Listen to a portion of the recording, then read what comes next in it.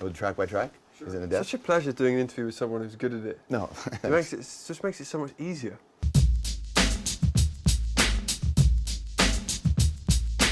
You familiar with these two? I am certainly. You certainly. All right.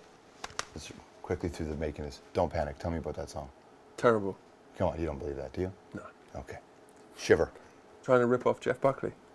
Spies. Trying to rip off Radiohead. Sparks. Trying to rip off Leonard Cohen. Yellow. Trying to rip off My Bloody Valentine. Trouble. Elton John. Parachutes. Classic. High Speed. Not so classic. We Never Change. Pretty good.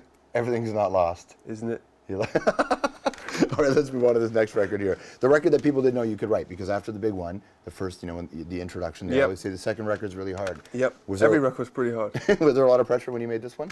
There's pressure on everyone. All right, Politic. Our best ever song. Really? Well, it's in the top 3. Did you know at the time? Yep. In My Place. Johnny's got a good riff on it. God put a smile upon your face. Yep. One of our longest titles. The Scientist. Good. Good? What, it's all right? I mean, Can you play something? Do you remember these songs off by heart? I don't remember it. Clocks. Our first ringtone. Daylight. Interesting. Yeah, all right. Green Eyes. Interesting. Warning Sign. Not so interesting. But we are going to start playing it again. You are? Mm-hmm. How come? If it's not so interesting? Because you've got to bore people sometimes. They have to go get the hot dog, right? Yeah. A Whisper. I think our least popular song, but it's one of the ones I like. Amsterdam. A good city. A great city. You said Politic was in your top 3. Yeah. What are the other 2? Yellow and Fix You. And Clocks. Fix You's a great song. When you write songs, I mean, you're a very passionate guy.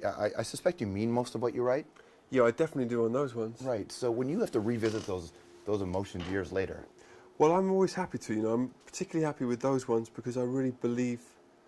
The reason I like Fix You is because it is not poetic. It's just completely naked and literal. I don't think I would even write that now. The sound of this record to me is the sound of Guy and Will and Johnny taking back the glory, which makes me very happy.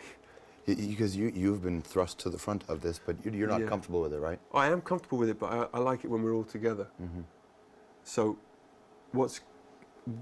whether you like what I'm singing about or whatever these days, the guitar playing is just better. Mm-hmm. And there's more riffs and that kind of stuff makes me happy. So the idea of getting a house, hanging around each other, reconnecting, that became part of the equation? Yeah. Whose idea was that? Probably Phil's, our fifth member who no one sees, but he's our handsomest and most talented member, but he's very English and so he doesn't like to put himself out there. Mm-hmm. He said, you've got to reconnect as people. And Brian Eno actually was saying that as well. And they were absolutely right. Was it easy to hear that, or did you already know that? It's never easy to hear criticism, but it is always useful and helpful in the end. And so you started to play. I mean, did you watch the Metallica movie, Some Kind of Monster? Yeah, we watched it about 17 times. Could you relate to any of it? We could relate to all of it except the end credits. It was just a little bit different. Because our day is exactly like that, except credits don't roll at the end.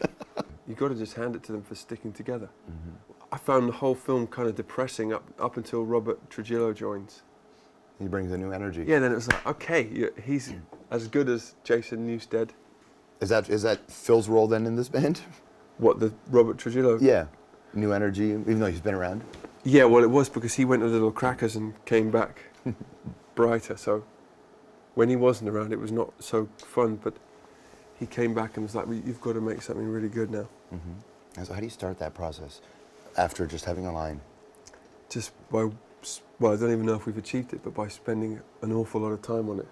Thanks for coming up, man. Hey, man, thank you so much for coming all this way. It's a real treat. Nice to see you again. Thanks for watching, everybody. That's Chris Martin. That was time. One of the most